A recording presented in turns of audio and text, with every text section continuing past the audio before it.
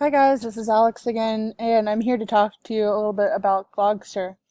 So, Glogster is an awesome tool to use in any classroom, but especially the English language arts classroom. As you see here, they have all these different types of uses listed on their website. You can find inspiration in the library, tell your story in the classroom, share the experience on a field trip, or make notes, and then they have a whole bunch more. You can see more uses. One of the main ways I think that you could use Glogster is to find inspiration in the library.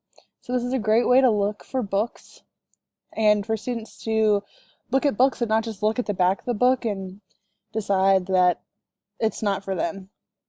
So I'm going to show you the main way that I would use Glogster in the classroom, which is Glogsterpedia. This is their free portion of their site.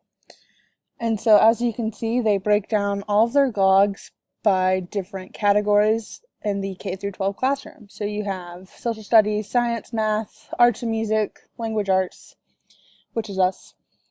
And so if I wanted to look up To Kill a Mockingbird,